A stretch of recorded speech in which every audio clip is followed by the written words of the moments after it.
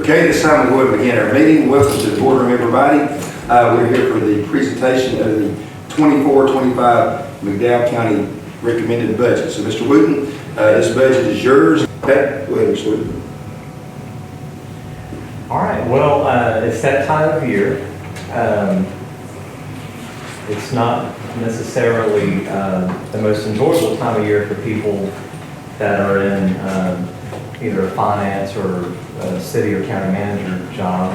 It can be very challenging, but that's part of the joy of having those type roles. And so the question came up earlier to Ms. Bell, who was here, of course. How long does it take to put together a budget recommendation for the board? She really starts in January, sort of gathering information. And then we start meeting. I think the first request I made of her to be looking ahead was in January.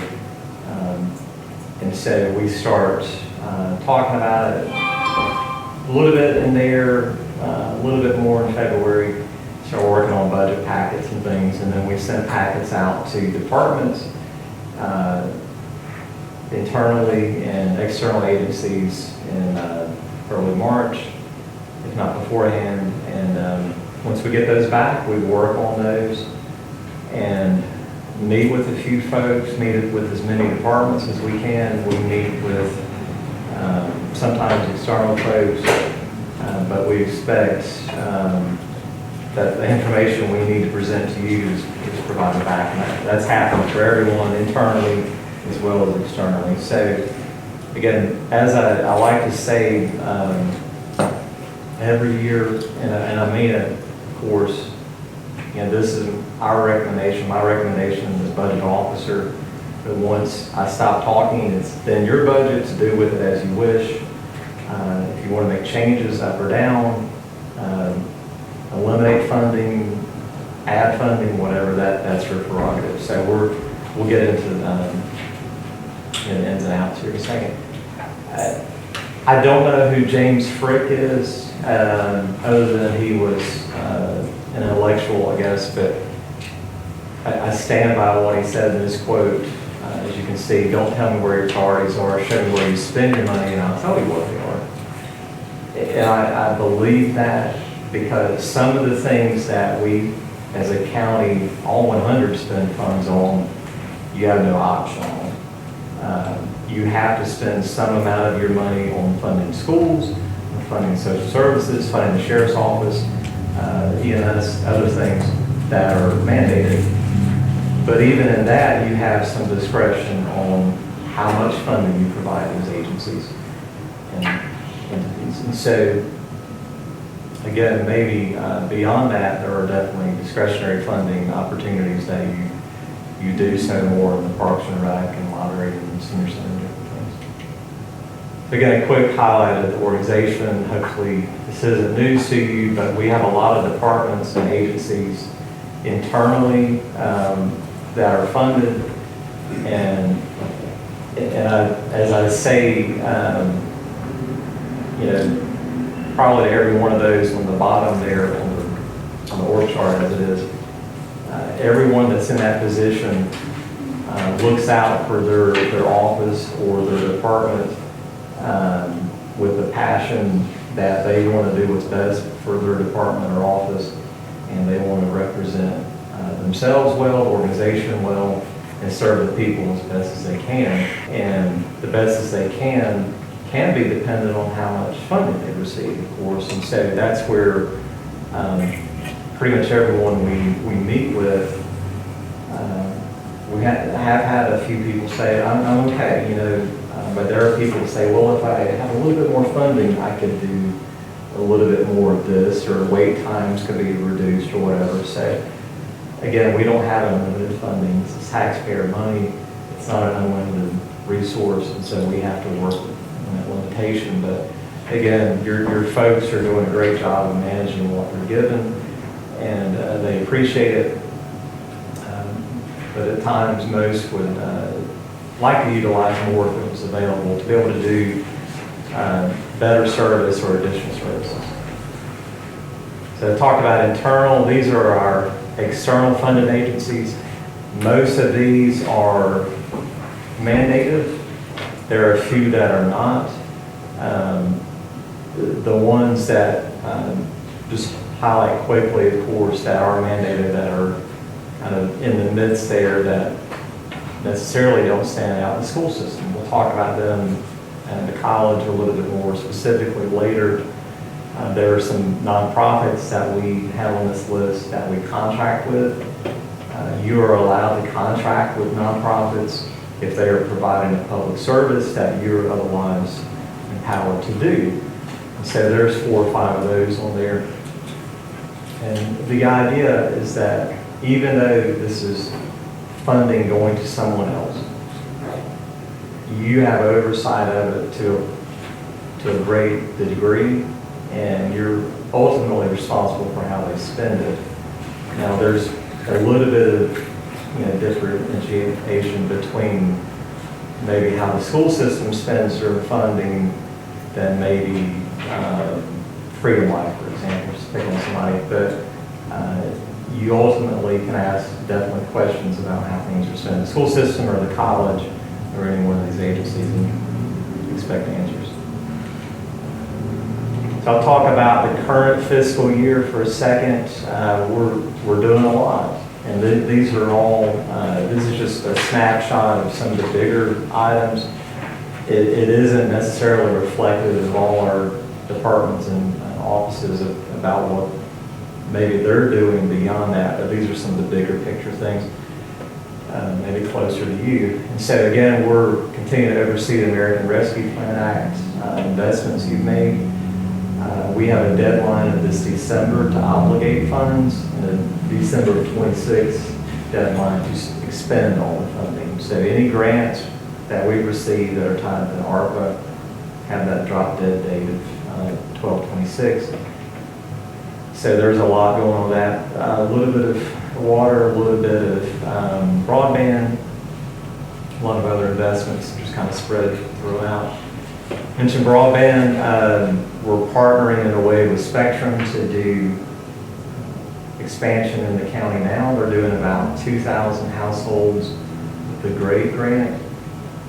We were able to utilize $100,000 out of that one. That's a little over an $8 million project with only a $100,000 county investment.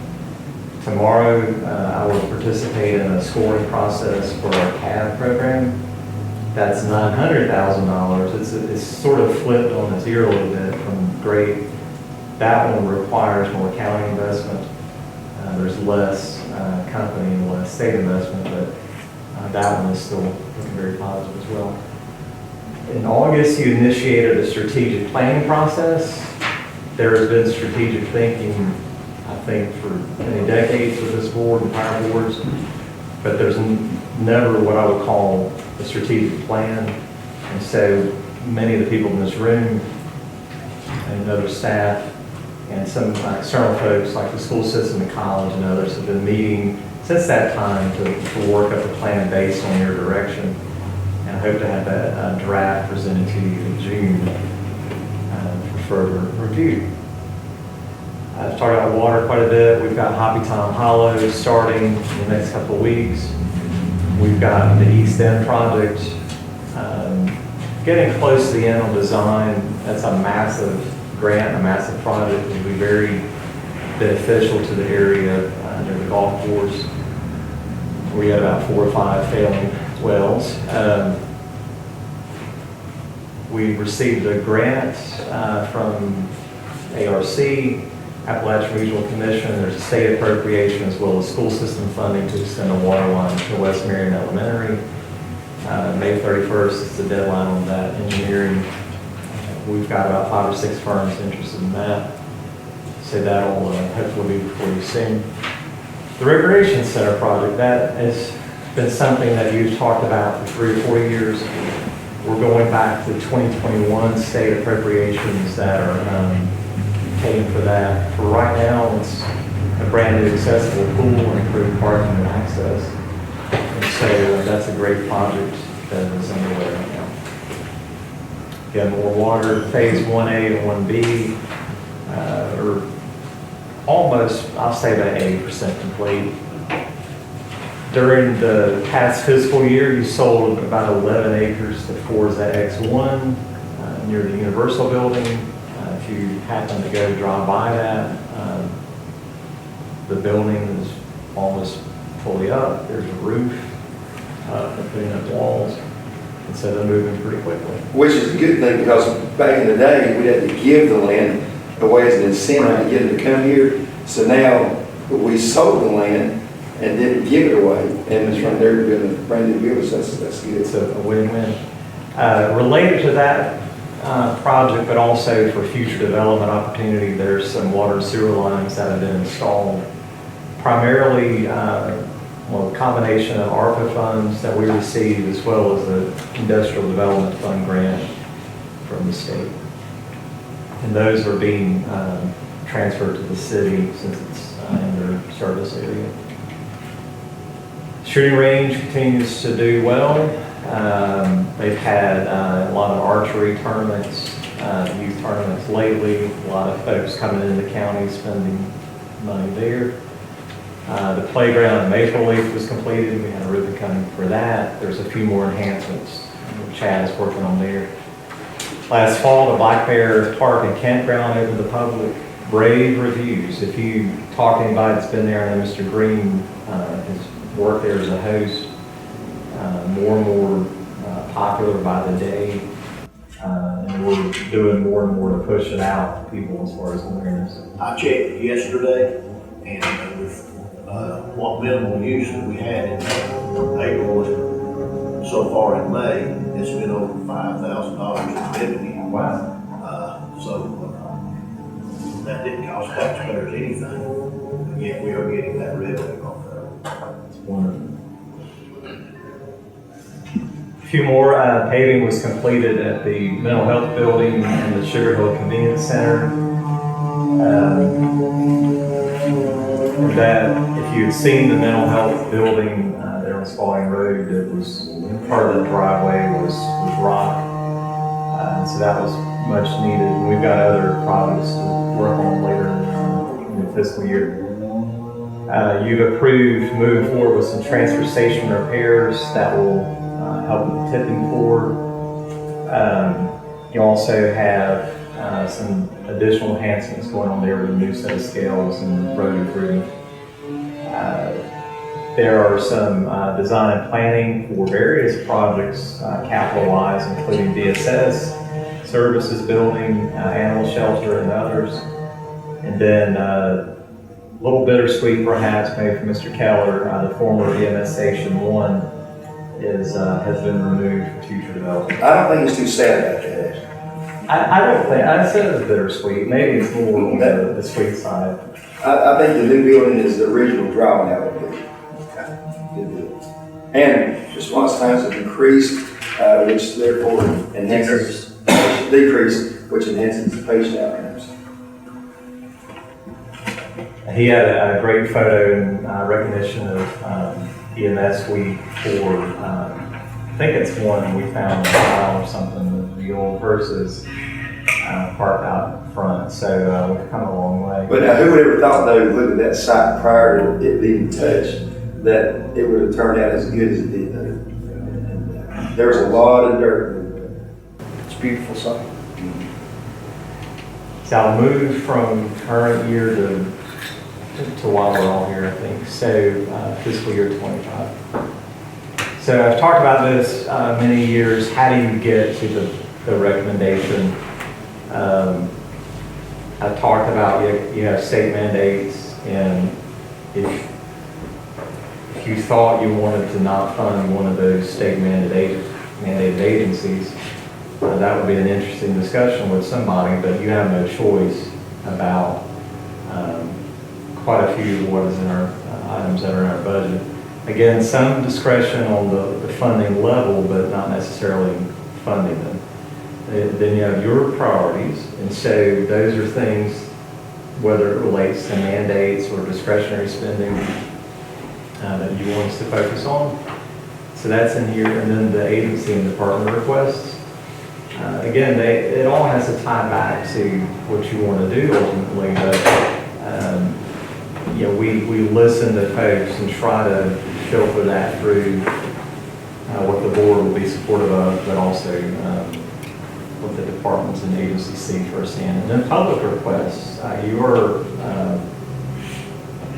representing the residents here and the voters and the taxpayers, and they may come in this room and request things. They may contact you out in the community and say, hey, we really need this, we really need that, please think about it.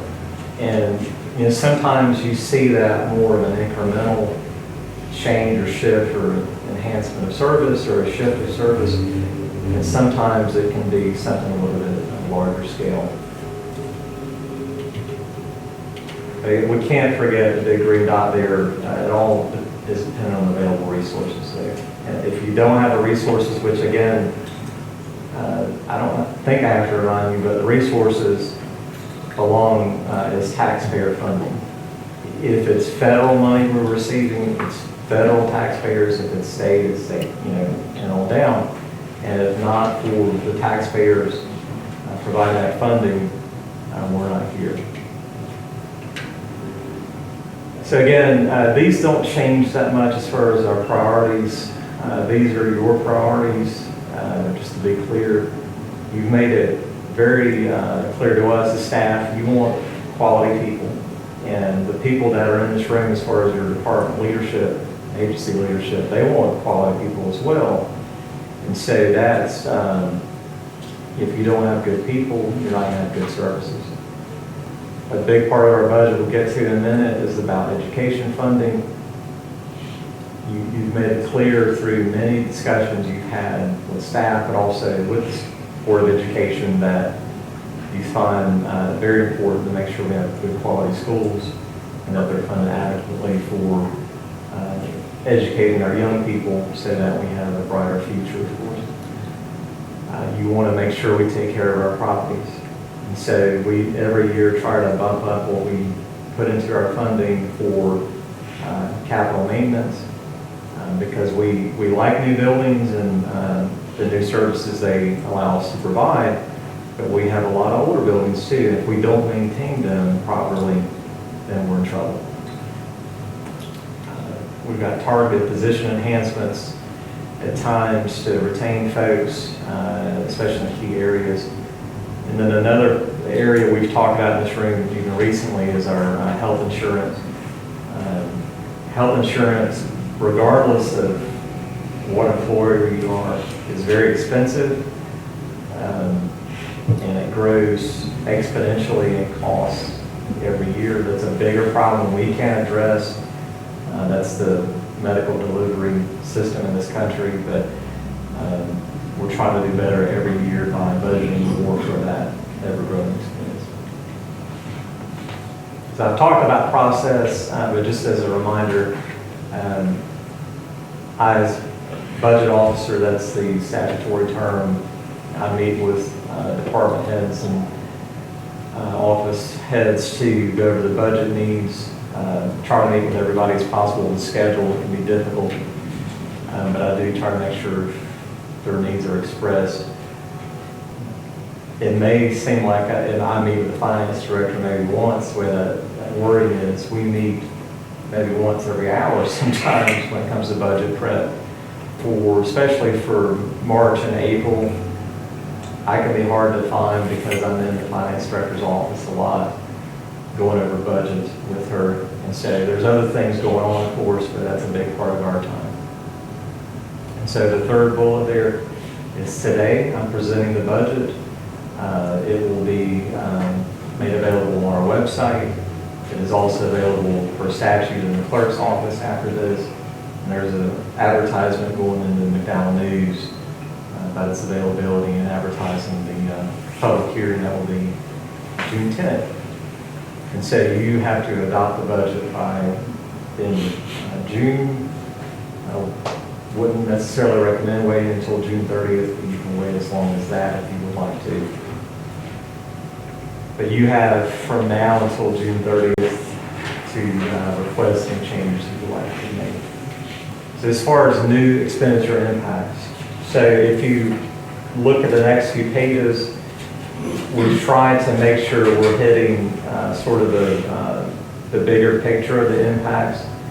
Now, we don't have every single nickel accounted for in these slides.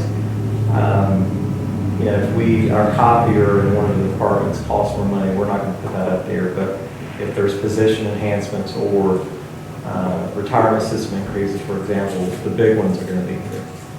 So just quickly on public safety, you see the emergency services operating capital increases. Sheriff's Office operating capital, a big part of that, $103,000, is the share for the body worn cameras. That was approved last summer. It's a big part of that. The 911 salary and benefits, there is a recommendation for one telecommunicator position in there.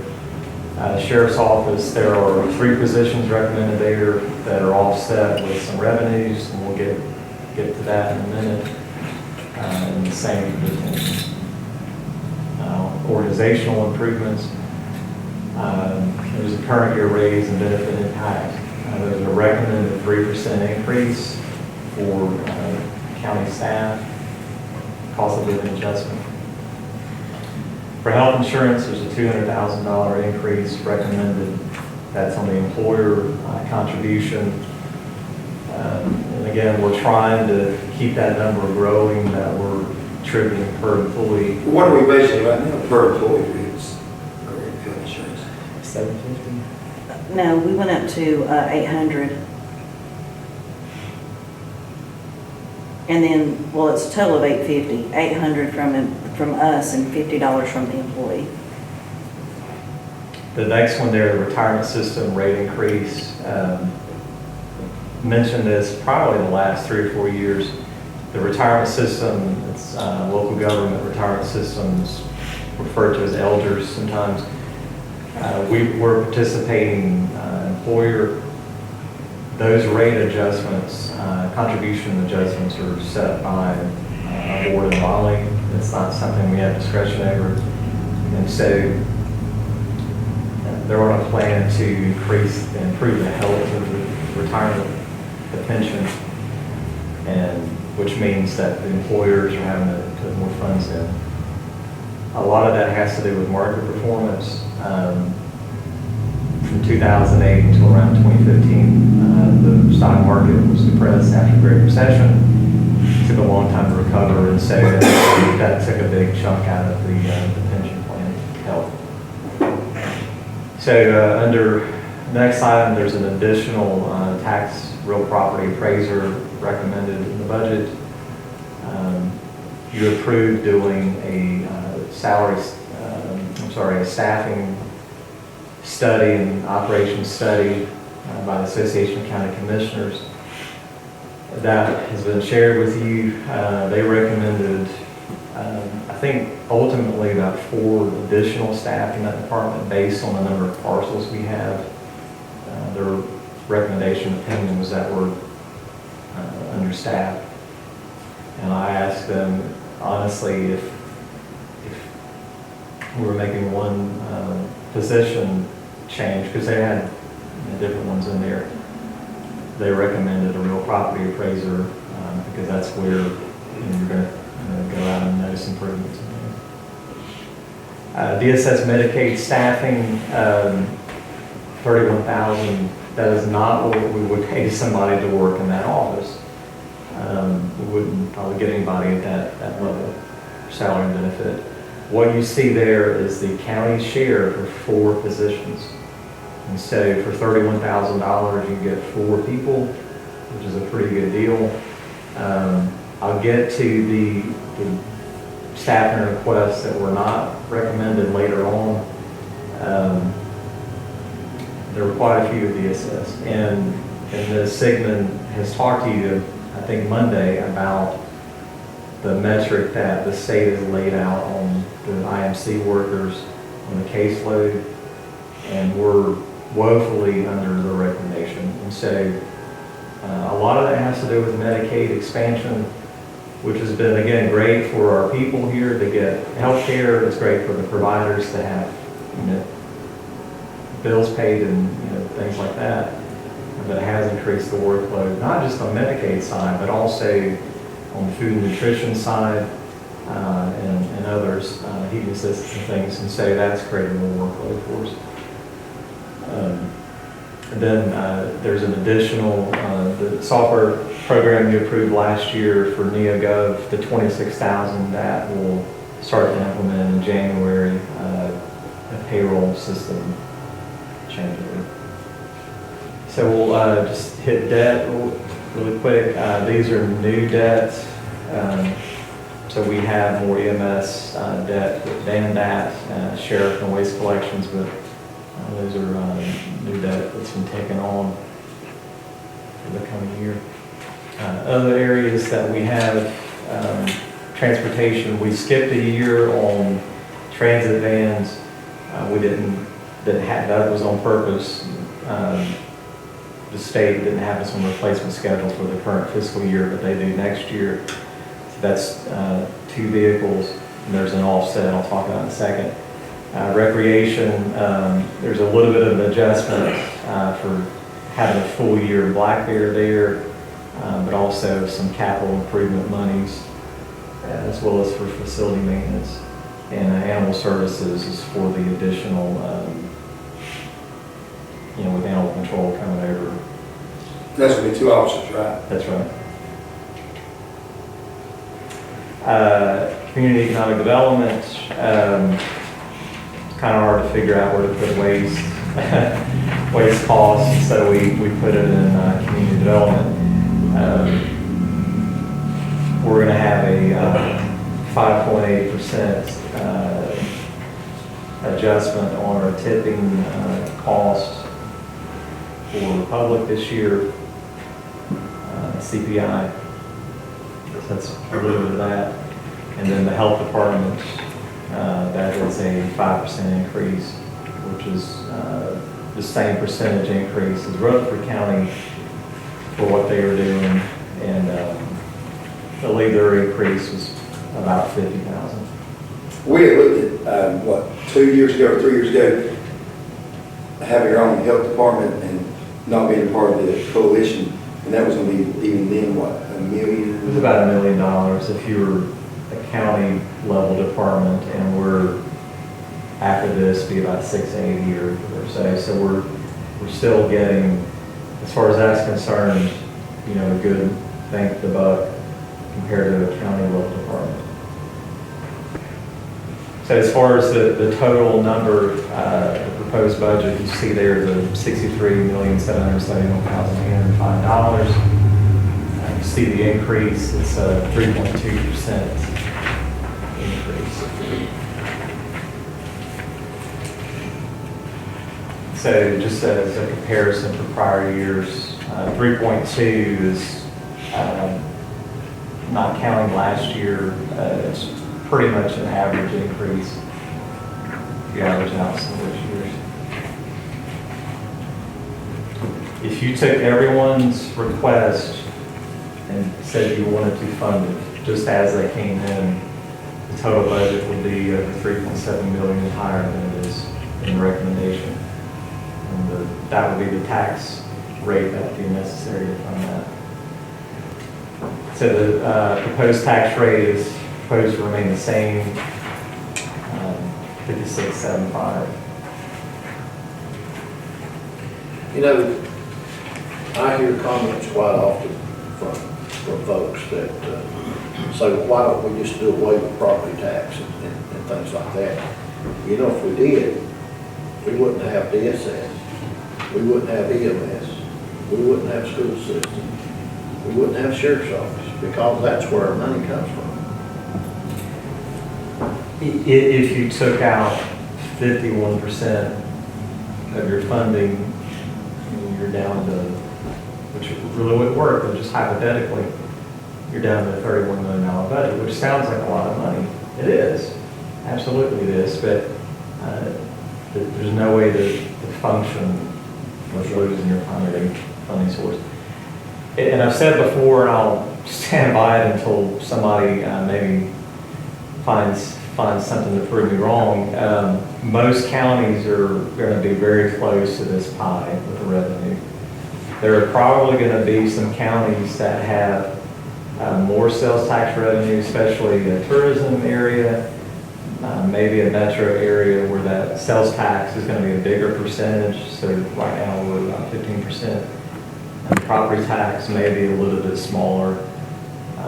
Social and community may be, which is mostly DSS, might be lower in certain communities, but you could probably almost put that pie chart in any county's presentation, and it's going to be pretty close. But there has been discussion, and it was as far as putting more of the responsibility on the sales tax, and therefore hoping to decrease to some degree your property tax rate, and that sales tax is a more, what I call fair option, because people who would, or higher users would pay more. It's something to look at down the road, I think, still yet. And sales tax, you also, you get it indirectly from visitors in a very indirect way for property tax, but it's more direct for visitors. And as we have more visitors coming into this community, they're paying occupancy tax, they're paying sales taxes that are assessed now, but that's what some of the other communities that have more of a growing tourism industry have realized.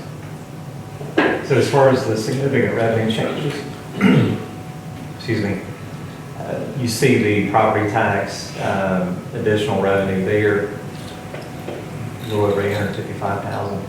The DSS revenue, that's a loss. If you're remembering your accounting there, you see a negative, hopefully you see that too, but just to be clear, we're not cutting DSS's budget, operation or otherwise.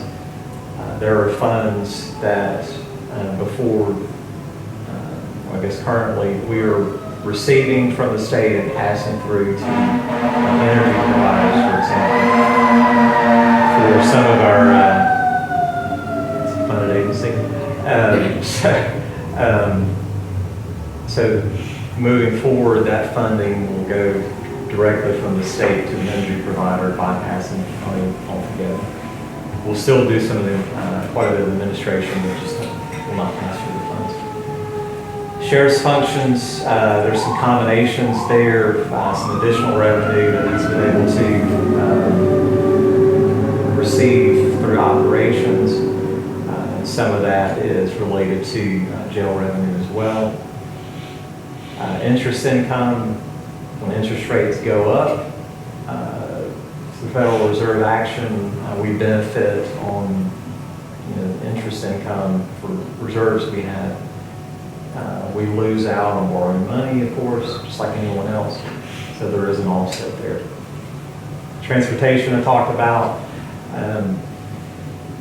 There was about a $210,000 expenditure increase, and there's a $197,000 funding increase, and most of the cost of those vehicles is offset.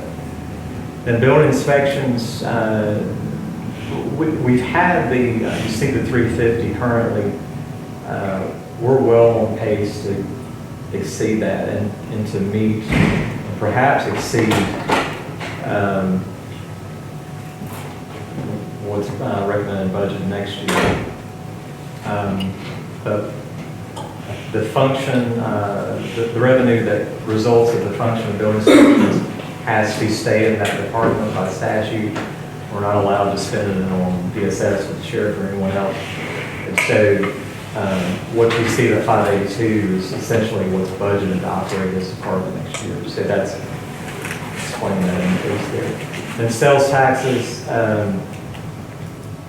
it's a conservative estimate, hopefully, on expected revenue for those three different revenues that we receive, the different articles.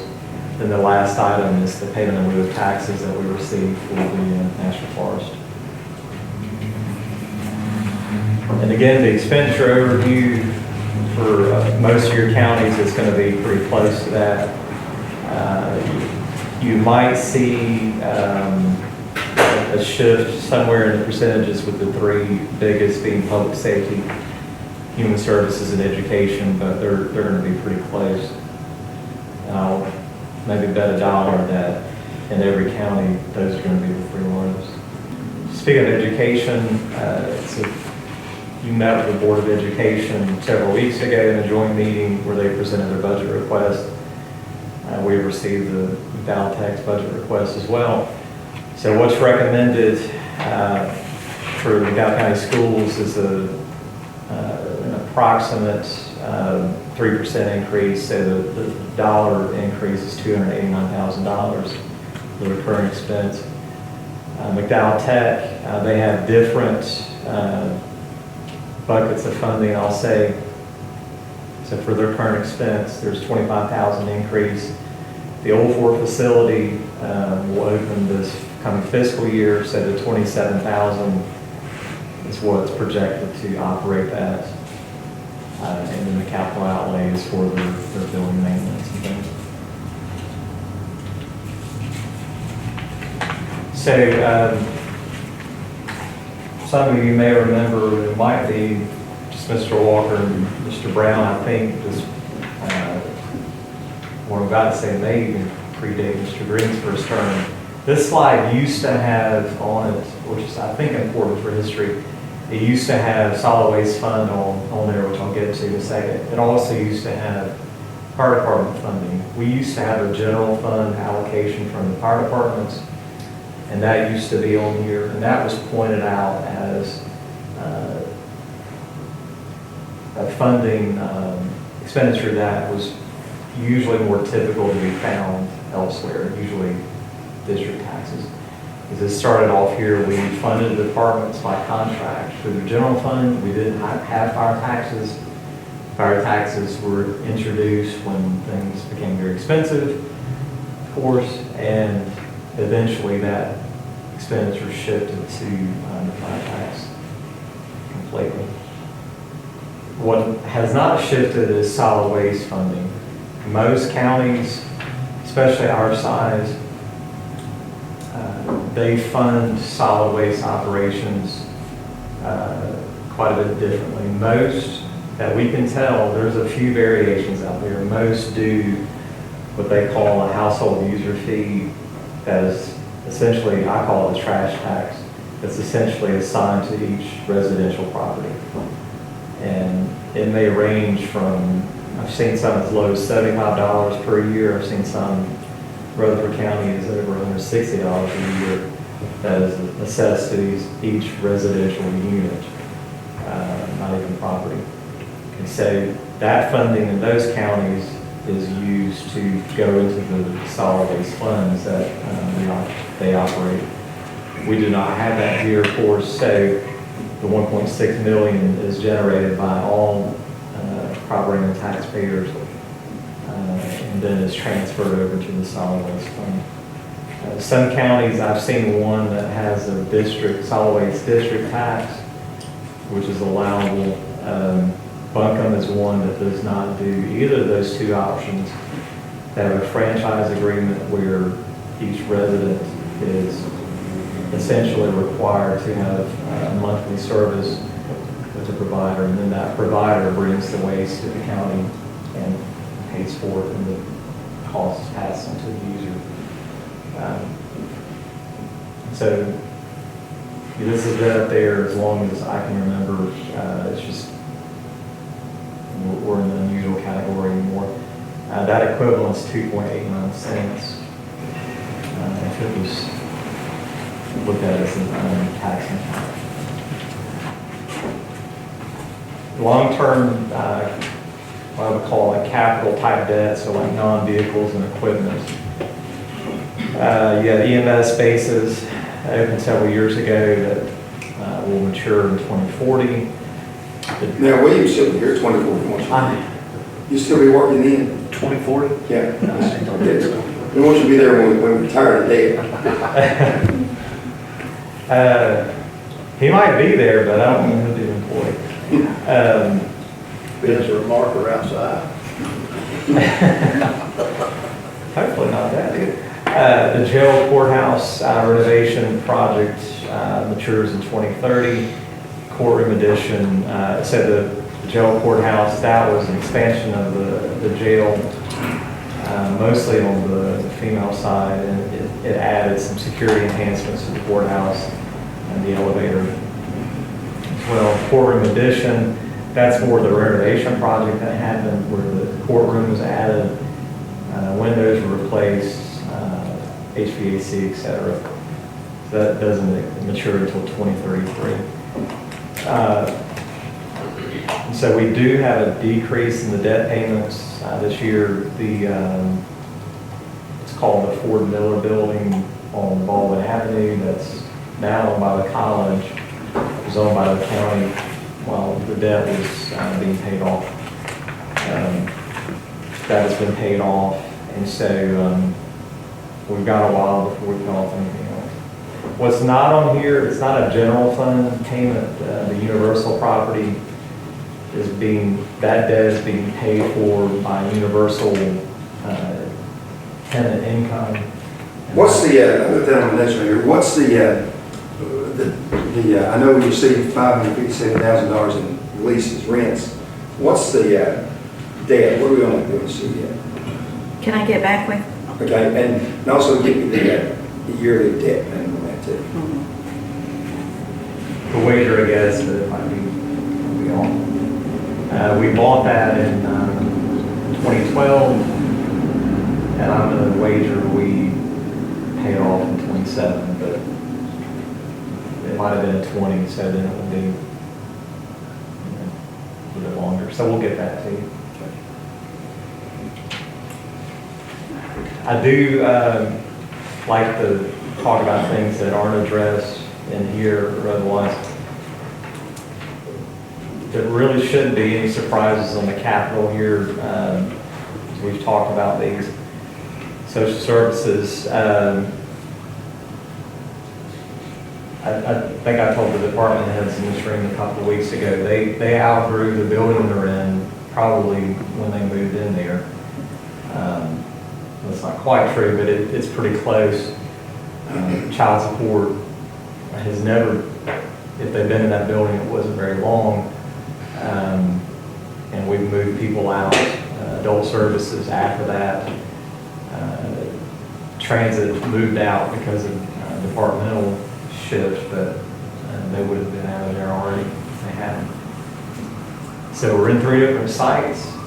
You've been in that building. We have 2 people in very small offices for almost all of our offices. And so you've talked, and this isn't news. Again, you've talked about this for several years. You've engaged an architect to come up with pricing and schematics. We're advocating for legislative assistance for this. So again, it's not news. You're working on it. Working on what I call Plan A, state funding. Emergency services. You have hopefully taken care of our EMS needs for many years to come. The next area of focus you've heard about even recently is the 911 center. We're in the police department, lower level. Great partnership with the city to do that. But we need space. Where are we at on the, I know the federal delegation is working on London, where are we at on that? It's in a process. You know, there's a committee, upon a committee, so we're trying anything they might ask for, we'll give it to them. So again, a standalone facility there would be more suitable and more ideal than where we are now. Parks and Rec, you've got a great leadership there, great investments that have happened, and a lot of work to maintain what we've got, but we have a lot of facilities spread out. A lot of them are older, and so that's just sort of a maintenance situation to keep those up. There are grants for enhancements, but not necessarily for rehab, though. Just to keep it. What's the ETA on the completion of the project? Probably about another 5.5 months. Judicial functions, the court system, and what I might lump in judicial, including probation and parole, is technically part of the same department, but it's in that same world. I'll say it for other departments, sometimes business is booming as it relates to judicial system. And what the sheriff could probably attest to this, he does have quite a few people incarcerated, of course, but there have been quite a few people that have been allowed to go back into the community through probation and parole system. And so when that happens, they have to have officers that work those caseloads. And so we're in 2 different buildings there.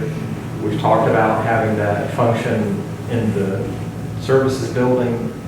If that happens, that entire floor up there has to get cleared out. And so that's child support, that's guardian ad litem, it's project challenge, that's cooperative extension. All those folks are gone forever to make room for probation and parole. We've got to have somewhere for those folks to go. And so we've talked about some of those things, but just again reminding you, some of this stuff is in play depending on some of the other funding we're looking at. Public services, I talked about transfer station. We're trying to do more than just fixing, repairing what's there, trying to do enhancements to make it a better, safer experience for folks. Transit, we're in a lease space over at Fiddles Industries. It's not necessarily ideal, but it's worked. There's federal funding that will pay for 90 or 95% of the new facility, but it's very difficult to get. And I've tried about every other year to ask for, at least to get the plan going for that. I'd like to add on that note right there, we never give credit probably where it's due sometimes, but Jason is doing a great job with that part. He does. He tries to maximize with, again, the limited resources I was talking about earlier, Mr. Brown, that some of the departments have. He tries to make sure we're providing a lot of service. He set an employment number for folks that we're taking to jobs, and that's one of the things he's most proud about. Is again, to getting the folks to medical appointments, that's life or death sometimes. To get folks to jobs so they can get independence, and that's something he's really focused on and trying to get more of that. Is there a revenue stream tied to that, or we do that? There's a little bit from the state, and we usually maximize it. It's Do we have a fee for that? not at this time. When you look at the fee schedule, because the goal is, when we discuss that, is to have that be self-sufficient, where there's no county money having to fund it to float. It needs to be taken care of itself. Yeah, it's a challenge, like we've talked about. It's something he and I have talked about, trying to find revenue streams. There isn't the new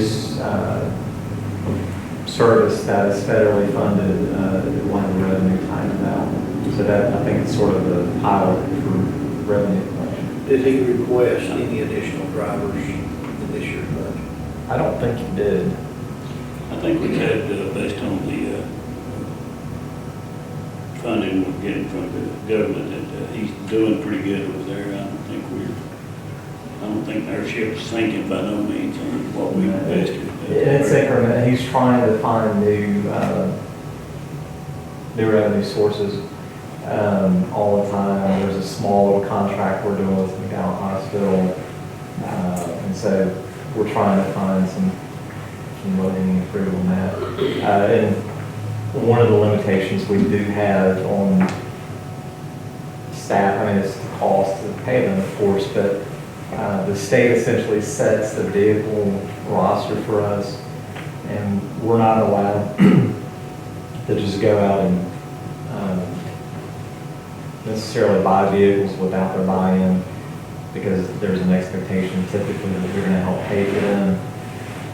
And so they have to spread their money out to all the different agencies. So it's kind of a delicate balance, but if we've got a vehicle, it's on the road all the time. So they're not in set an aisle, maybe one backup, but they're all over the place every day. And I've mentioned to a few folks, and especially now, that but early on, that pretty much each department is expressing some need for additional funding. Some of that's for fuel maintenance, sometimes it's for medical supplies, food, or whatever. And a lot of times, though, it's for staffing. And if every department had 5% more staff, I would think they could do 5% more things, services, whatever that might be. They could be doing different things than we're able to do now. Workloads would be decreased for everybody, those sorts of things. But these are the staffing totals that were not in the budget recommendation. And so this is more or less a new slide. And a lot of this is to illustrate what your folks are saying as far as what needs they're expressing that weren't in the recommendation. But it's also to say, look, I did the best I could with working with what we have, but if you have a different priority for some of the recommendations that have been made, I want you to be aware that a lot of what was in there is tied to staffing. And if you say, gosh, we'd really like to do more in this department or that department or whatever, that's why it's now yours to kind of direct and dictate as far as where you would like to make changes. So I want to be very transparent with you and everyone else as far as what's not in there currently, if you'd like to change that. Again, next steps, I've mentioned before that I think in Saturday's paper will be the notice for the public as far as availability of the budget. The hearing related to that will be June 10th, regular meeting, and then you'll need approved by June 30. There have been times boards have approved the budget right after the hearing. Sometimes you want to have budget workshops after June 10th. Before that's your discretion. So it's yours. You want to think on it, pray on it, etc. Ask me questions. As I always say, I mean, you guys are in charge here. You definitely ask me questions about what I see, but anybody in the room here or not, if you want to bring them to a meeting or give them a phone call, I mean, that's obviously your prerogative to find out things that they want to address. So. Okay, gentlemen, the budget has now been presented, and Mr. Wood has laid out a time schedule and has encouraged any commissioner to speak to him or anybody external that is affected by the budget to gather information.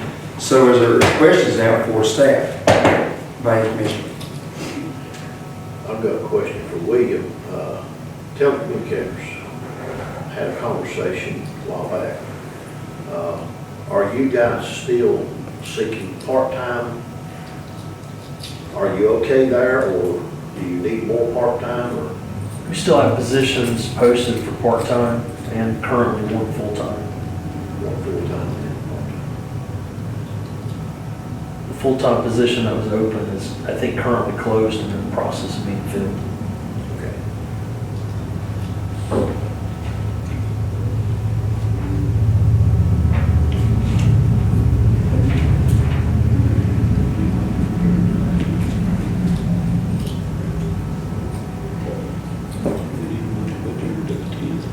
No, since it's regular.